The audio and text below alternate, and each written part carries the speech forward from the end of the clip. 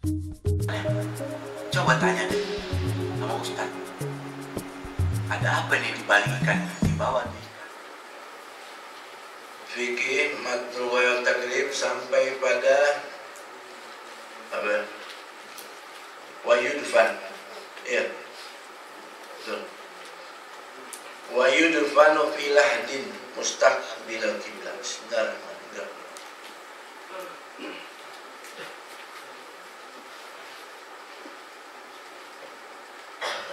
Bismillahirrahmanirrahim. Qala al-mu'allif rahimahullah ta'ala wa nafa'ana bihi wa nafa'ana fid darin amin rabbil alamin ila an qala wa yudfanu fi lahdin mustaqbil al-qiblati wa yusallu min qibali ra'sihi bi rifqin wa yaqulu alladhi yulhiduhu bismillahi wa ala millati rasulillahi sallallahu alaihi wasallam wa yudja'u fil qabri ba'da an yu'amma qamatan wa bastatan ويسطح القبر ولا يبنى عليه ولا يجسس ولا بأس بالبكاء على الميت من غير نوح ولا شك جيب ويعز أهله إلى 3 أيام من دفنه ولا يدفن 2 في قبر إلا لحاجة. بسم الله الرحمن الرحيم. قال المؤلف رحمه الله ونفعنا به في الدارين آمين رضي الله عنكم عنا وعن المسلمين أجمعين. Wa yudfanu, dan dimakamkan atau disemayamkan mayit laki maupun perempuan ya, fi lahdin, ke dalam tanah, afdolnya dalam bentuk lahat. Lahat itu kayak di Indonesia, jadi digali tanah ke bawah, sudah di bawah belok sedikit, paham kan? Ada lahat, ada syak. Kalau lahat digali tanah ke bawah, di bawah dikerok lagi ke samping, jadi mayitnya dimasukin ke samping, agak dimasukin ke samping. Ada lagi yang kedua syak. Syak itu tanah dibolongin ya, udah jadi, udah bolong, dibolongin lagi tengahnya. Mana yang lebih afdol? Kita lihat, kalau tanah di negeri itu tanahnya gempur, maka lebih afdol syak. Syak itu yang udah bolong tanah, di tengah dibolongin, nggak ke samping, jadi bolonginnya ke bawah. Sebagaimana di Mekah. Di Mekah itu tanahnya gempur, maksudnya apa? Gampang longsor apa? Ya, jadi di Mekah berbeda sama Madinah. Mereka kata ulama, kalau di Mekah lebih afdal syak. Kalau Madinah al-sol, jadi tanahnya itu keras, kayak di Indonesia nih. Jadi lebih afdal mana syak amal lahat, tergantung negerinya. Kalau negerinya dia punya tanah gempur, mudah kerontok, maka syak. Tapi kalau tanahnya bagus, keras, maka lebih afdal lahat. Maka di sini kalimatnya yudfanu fi lahdin, ya, lahat mustaqbilal qiblah, menghadap ke kiblat. Menghadap kiblat itu wajib. Bahkan kalau mayit muslim meninggal dunia, dikubur, ya, keburu dikubur, belum menghadapin kiblat, wajib dibongkar kuburnya, harus dihadapin ke kiblat. Kemudian wa yusallu min qibal ra'si birifqin. Lalu kemudian yusallu ayyudkhalu, dimasukin itu mayit min qibal ra'si birifqin, dari arah pala duluan, birifqin, dengan cara yang lembut. Jadi contoh ya, ini kuburan, nih meja ini kuburan ya, ya, di sono kiblat, sono kiblat. Masukin mayit dari mana be? Paling afdal dari sini palanya, dengan cara yang lembut, pelan-pelan ya. Sunnahnya ditutupin dulu. Nah, kalau di kita nih pakai kain yang hijau tuh ya, masukin mayat ya, dari arah posisi kepala mayit dalam posisi kaki daripada kuburannya. Jadi begitu masuk. Siapa yang di bawah? Al-agrobun, yang paling dekat. Anaknya, kalau yang meninggal bapaknya. Bapaknya, kalau yang meninggal anaknya. Kakaknya kalau meninggal adiknya. Pokoknya yang terdekat dekat dengan dia. Kemudian dikatakan wa yaqulul ladzi yulhiduhu, dan berkatalah atau membaca doa orang yang menggotong mayat untuk dimasukin tadi, bismillahi wa ala millati Rasulillah, dengan nama Allah dan agama yang dibawa oleh baginda Rasulullah SAW. Ya. Ini yang baca siapa? Orang yang megang mayat. Kata ulama sebagian orang yang ada di atas kuburan ambil tanah sedikit yang nggak bisa masuk, tanah kecil aja. Dia pegang tanah sampai dia baca Bismillah wa ala millati Rasulillah, masukin ke lubang kubur. Kalau bisa bikin labinah. Labinah itu bantalan.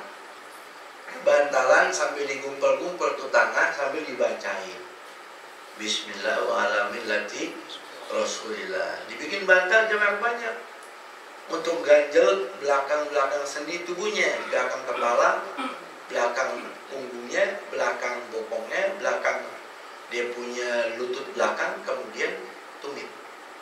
Setelah ditaruh itu jenazah, ya, dihadapin ke kiblat, artinya mukanya sama badannya ditegakin agar menghadap kiblat. Ya. Setelah itu dibuka tali kafannya. Ya, tali kafannya dibuka. Makanya yang mandi jenazah, yang ngapalin jenazah, kalau lagi ikut ngapanin, ngikat talinya jangan diikat mati, agar supaya ketika dalam kubur dicabutnya, dibukanya gampang. Posisi mayat agak dibikin seperti ruku di dalam kuburnya dengan tujuan agar tuh mayat enggak jatuh, enggak celentang lagi. Nah, jadi agak dibengkokin agar menghindari fitnah. Tukang gali kubur harus dikasih tahu atau dikontrol sebelum datangnya mayat atau jenazah ke kuburan itu. Dilihat ukurannya. Dalamnya yang pertama, qomatin wa bastoh. Qomat orang berdiri, wa bastoh tangan menunjuk ke atas. Jadi kalau ukuran orang biasa kurang lebih 3 meter. Ya, udah istimewa. Bener kalau sekarang biasanya tukang gali nggak seperti itu. Cuman inti daripada nguburin itu taktum roihatahu wa tahrusun nasibah. Bisa menjaga baunya itu mayit dari luar dan bisa menjaga dia dari binatang-binatang yang bisa memakan bangkai. Nah, kalau di negeri kita, alhamdulillah tanahnya kokoh, kuat. Jadi biar kata udah nggak terlalu dalam juga udah bakal nyimpen itu mayat. Beda sama yang ada di gurun pasir atau di tanah-tanah yang gempur, harus dalam. Kemudian lebarnya, menghindari fitnah, jangan sampai ini orang soleh yang meninggal dunia, orangnya jangkung, dikubur atau digali tanahnya nggak lebar, pas dimasukin mayitnya susah, jadi omongan. Wah, ini bukan orang baik nih, sok tahu loh, emang dasar tukang galinya kagak bener. Ya, ini mayit 170, dibikin lebarnya 150, ya diengkek dong biar masuk. Nah, jadi harus perhatian itu lebarnya. Keluarga lihat dulu nih, kalau mayitnya emang jangkung, ya bikin kuburan lebar supaya nggak jadi terjadi fitnah. Sunnahnya waktunya di luar waktu karohah. Malam boleh, boleh, ya, tapi lebih afdolnya agak sore atau siang atau pagi. Lalu kemudian apa di sini? Wa yuja'u fil qabri ba'da an yu'amma qomatan wa basqah. Wa yuja'u, dan dibaringkan itu mayit di kuburnya, dalam kubur, ba'da setelah an yu'amma, di dalemin lubang kuburnya, ukuran qomatin, orang yang qomatan wa basqatan, orang yang berdiri dan menjulurkan tangan. Ya, ukuran orang normal, standar. Kemudian apa lagi? Lalu wa yusattahul qabru. Kemudian setelah dikubur itu mayat, usahakan kuburannya diratain. Rata ini gimana, Beb? Datar, bukan. Agak naikin gak lebih dari sejengkal. Ini anjuran yang paling afdal. Jangan tuh kuburan dibikin tinggi betul tanahnya. Ya, tapi minimal ada tinggi sedikit supaya jadi tanda itu kuburan. Ya, bagaimana Rasul sallallahu alaihi wasallam ketika menyemayamkan Utsman bin Maz'un, ya, Rasul kasih tanda bukan hanya sekedar dengan batu dan tulisan namanya, tapi juga dikasih tanda bentuk kuburannya. Ya. Wala yubna alaih, dan tidak boleh dibangun bangunan di atas kuburan. Nah, ini kita mau jelasin. Membangun bangunan di atas kuburan dibentuk seperti, misal ya, kalau sekarang ini kuburan terus dibikin semenan di atasnya kayak meja begini, boleh nggak, Beb? Nggak boleh. Kita lihat dulu boleh nggak bolehnya. Yang pertama, dikubur di mana? Di tanah pribadinya, Beb. Oh, tanah wakaf pribadi dia. Iya. Hukumnya makruh. Dia nabi bukan. Orang soleh bukan. Hukumnya makruh. Kalau dia nabi, dia orang soleh, boleh. Kata ulama, sebagaimana jelaskan dalam Hawashi Syekh Ibrahim Bajuri dan kitab-kitab fikih yang gede. Jadi nggak mentah-mentah haram nih kuburan harus dihancurin, nggak bisa. Ente ngaji biar bener, jadi nggak sempit otak ente. Ente kan ngaji fikih nikmat luar otak di sini nggak boleh, yumna ali nggak boleh bangun. Siapa dulu? Kalau yang meninggalnya ente nggak boleh bangun. Kalau yang meninggal orang soleh, orang ini ngasih manfaat, menghormati ibadahnya ketika masih hidup, memang selalu memberi amal salehnya, ya, memberi kebaikan kepada orang, maka nggak apa-apa. Kan bukan nabi, iya, tapi al-ulama warasatul. Ya. Kalau di kuburan umum haram hukumnya. Ya, ini bicara yang biasa ya, bukan nabi, bukan wali. Kalau dia bukan nabi, bukan wali, dibikin bangunan di atas hukumnya makruh. Di tanah wakaf, tanah pribadi. Kalau di umum, dibikin labina, dibikin bangunan atau dibikin semen di atasnya, hukumnya haram. Kenapa? Karena bukan haknya dia. Bisa jadi makan tempat, mesti bisa nguburin orang lain karena ada bangunan itu, jadi nggak bisa. Ya. Tapi kalau wali, apalagi nabi, Masya Allah. Anda dapat berita baru kuburan Nabi mau dihancurin sama pemerintah Saudi. La haula wala quwata illa billah. Karena itu tempat pusat syirik yang terbesar di dunia. Sudah di ACC, bakal dihancurin. Masya Allah. Coba-coba aja utak-utik kuburan Nabi. Ya. Ini fitnah, balak yang turun ke negeri ini. Wala yujassos. Yujassos itu nggak boleh dibikinin kapur, ya. Yujassos itu kalau kita semen, kalau yujassos itu tanah sama kapur dicampur jadi seperti semen, kayak kuburan-kuburan di luar. Contohnya di Zambal. Di Zambal itu, ya, di Makom Fagi Mugaddam kuburannya di yujassos, dibikin tajsis, ya, bikin permanen pakai kapur sama tanah. Kalau orang yang nggak suka melaksanakan itu karena nggak tahu kenapa ini orang ahli fikih pagi Mugaddam kok kuburan dipakai tajsis, karena tempat turunnya sel. Itu kuburan pagi Mugaddam, ya, Imam Haddad itu tempat turunnya sel. Apa tuh kalau sel bahasa Indonesianya? Air longsor tuh. Kalau hujan gede itu longsor, itu tempat hujan ngalir airnya lewat kuburan Imam Haddad ke kuburan Faqih Mugaddam, itu semua kena. Kalau nggak digituin hancur, nisan-nisannya berhancur, ya, makanya dipakai tajsis tuh. Wala ba'sa bil buka ala mayyit, dan tidak ada masalah menangisi mayit, ya, sebelum atau sudah. Sepakat ulama, ya, karena itu bentuk rahmah, lembutnya hati. Kata dalam hadis dari Rasul, Inna Allah la yu'adzab bidamil ain. Allah enggak siksa manusia karena nangis, enggak. Wala bihusnil qalb, atau karena hati yang bersedih. nggak diazab, walakin yu'adzab bihadza aw yurham. Dan tapi diazab karena tujuan yang lain.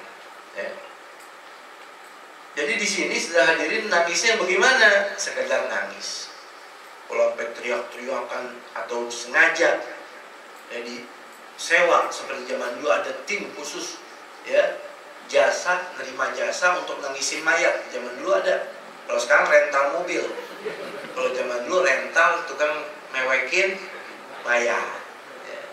Ada rental mewek. Nah, ada rental tukang nyobek-nyobek baju. Ada rental tukang pukul-pukul dada. Ya, namanya beda-beda, ntar ada setelah ini. Jadi nggak ada masalah nangis-nangis biasa, karena itu bentuk rahmah, kasih sayang. Min ghairi nauhin, tanpa adanya nauhin. Bukan nuh, ya. Bukan nuhin, tapi nauhin. Nauhin itu ada seseorang mengangkat suara sambil nyebut-nyebut tentang keagungannya. Seperti apa? Wah, karbah. Nah, kalau bahasa kita ini, aduh celaka nih. Itu ada zaman dulu rentalnya khusus. Ada yang meninggal disewa 5 orang. Kerjaannya teriak-teriak depan rumah. Aduh celaka. Duhai celakanya. Duhai sengsaranya. Begitu. Itu no. Kalau nangis yang no, hukumnya haram. Ada lagi wala syakin. Wala syagi jaibin, dan gak tanpa merobek-robek baju. Ya, mentalnya ada zaman dulu. Jahiliyah tukang robek-robekin baju. Jadi kalau yang meninggal robek baju, wah, sobek-sobek. Ya. Itu hukumnya haram. Ya, kalau sekarang ini Bib udah gak ada nauhin, udah gak ada yang namanya syagil jaib. Yang ada libas susu. Kalau ada yang meninggal pakai baju-baju hitam. Sekarang nih, biasanya kalau kita nonton film, ada yang meninggal semuanya pakai hitam, kayak Dracula semuanya. Ya, kenapa ini kok orang sampai nangis teriak-teriak, sampai robek-robek baju, seakan-akan melawan takdirnya Allah Ta'ala. Betul. Inna lillah, kita milik Allah. Wa inna ilaih, dan kita semua ilaih kepada rajiun, kembali. Jadi kalau cabut, ya udah mau ngomong apa? Rito. Betul. Jadi robek-robek baju, teriak-teriak, seakan nggak nerima dengan ketentuan Allah. Kalau sekarang ini pakai pakaian itu karena bentuk kesedihan. Dia nggak terima ketentuan Allah, itu bisa jadi haram. Wa yu'azza ahluhu ila thalathati ayamin min dafnihi. Setelah meninggalnya mayit, boleh sunnah ditakziahin. Tahu takziah? Takziah jangka waktunya jangan lebih dari 3 hari. Tetangga meninggal dunia, hari pertama kita takziah boleh, kedua, ketiga boleh, keempat takziahin lagi, ya, bukan tahlil ya, takziah. Kelima kan nggak boleh, itu memperpanjang masa sedihnya keluarga yang ditinggal. Jadi 3 hari cukup, maksudnya takziah. Kalau tahlil, oh nggak ada masalah, silakan tahlilin terus. Karena baginda Rasulullah ketika menguburkan jenazah, Rasul nggak bangun dari kuburannya. Makanya sunnah talqin mayat. Kalau ada yang meninggal dunia habis dikubur, jangan langsung bubar, talqinin dulu. Karena Rasul ketika menguburkan sahabat, kata Rasul, ayo jangan bubar dulu, kita doain. Fa innahul fas'allahu tasbih, fa innahul an yus'al. Ini kita doain dulu supaya dikasih ketegaran oleh Allah Ta'ala, bisa menjawab malaikat bertanya kepadanya. Karena sekarang dia lagi ditanya. Jadi kalau udah ditutup tuh, ditanya tuh almarhum dalam kuburnya. Makanya ditalqinin, ya, dengan talqin-talqin yang sebagaimana kita sering lihat, atau sering kita baca, atau sering kita dengar. Mentok-mentok ente yang ngaji nih, kalau ada keluarga yang meninggal, baik-baik sebelum keluar tuh mayat, cari Yasin Fadilah tuh, atau Majmu' Syarif. Maaf, bukan Yasin Fadilah, Majmu' Syarif tuh pasti ada talqin mayat. Kan antum ngaji nih, kebetulan keluarga meninggal, nggak ada yang datang, ustaz siapa? Habis dikuburin, jangan bubar, ente pegang tuh Majmu' Syarif, bacain di sini. Ya, tabbatak Allah bil qawli tsabit, macam-macam tuh kalimatnya, nggak terlalu panjang, ya, tapi semua bisa baca, ada kata kasroh. Seperti itu. Dan ketika ketemu keluarga yang ditinggal dunia, ucapin apa? Gimana ahlan wa sahlan, bekhairan deh? Bukan. Ya, adzamallahu ajrak. Adzamallahu ajra atau adzamallahu ajrakum. Mudah-mudahan Allah gedein pahala ente, pahala kesabaran dengan tinggalnya mayit. Ya, adzamallahu ajrakum. Jawabannya apa? Bukan alhamdulillah sehat alhamdulillah, bukan. Atau insya Allah sehat insya Allah, bukan. Jawabannya al-baqa'u lillah. Al-baqa'u lillah. Atau apa ini? Ntar kalau ada yang meninggal, siapa ketemu? Adzamallahu ajrakum. Ketemu anaknya, ketemu saudaranya, adzamallahu ajrakum. Jawabannya al-baqa'u lillah. Seperti itu, ya. Wala yudfanu fi dzani illa li wala yudfanu thnani fi qabri illa li hajat. Dan tidak boleh, haram hukumnya mengubur satu kuburan dua mayat, ya, illa li hajat, kecuali karena kebutuhan. Seperti udah sempit, nggak ada tempat lagi, dan kebetulan yang dikuburin di situ sebelumnya mahramnya, satu mahram, ya, satu mahram. Kalau suami istri bagaimana? Nggak boleh kita ulama, karena bukan mahram, mereka bisa nikah. Tapi kakak sama adik atau ibunya atau bapaknya, dan itu diyakini sudah hancur jenazah yang ada di situ. Kalau ketika dibongkar masih utuh, nggak boleh. Ya, macam-macam riwayatnya, tapi kita ambil yang paling sahih, tidak boleh dikuburkan seseorang dalam satu kuburan dua orang, illa kecuali dihajat. Ya, kecuali emang karena ada darurat, sebagaimana baginda Rasulullah SAW ketika terjadi meninggal banyak seperti itu, kebutuhan tempat tidak ada, kata Nabi, "Qala ihru wa anku wa usawu ja'alul ilain." Kata Nabi, bongkar, gali kuburan, taruh dalam satu kubur dua orang, tiga orang, pernah ada riwayatnya. Itu pun karena ada uzur. Pernah juga dalam satu hadis ditumpuk, "Ya Rasulullah, ini mana yang atas, mana yang bawah?" Kata Nabi, ya, "Fa ayyum yuqaddam qala Al-Qur'an." Yang paling bawah yang paling banyak menghafal Quran, yang atasnya setelah dia. Begitu tingkatnya. Seperti itu, selesai. Mudah-mudahan panjang umur, sehat walafiat, meninggal husnul khatimah. Wallahu a'lam bishawab.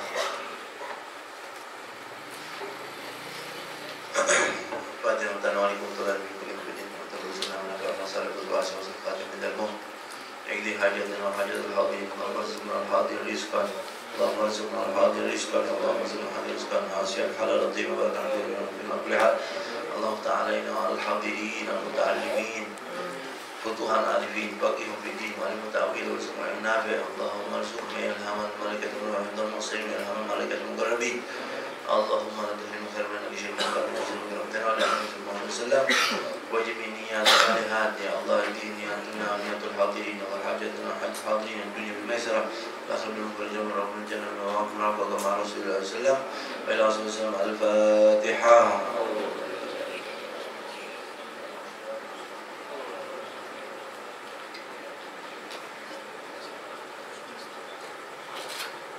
Baca Fatihah satu kali untuk hajat antum semuanya. Mudah-mudahan semua niat-niat antum, hajat-hajat antum yang hadir di majelis ini malam Kamis diijabah dan digabul oleh Allah. Bismillahirrahmanirrahim.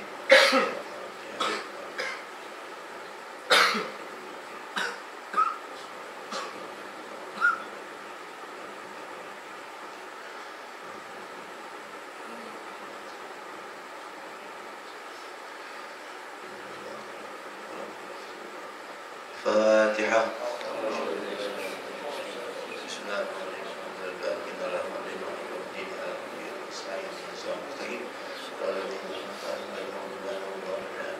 Ya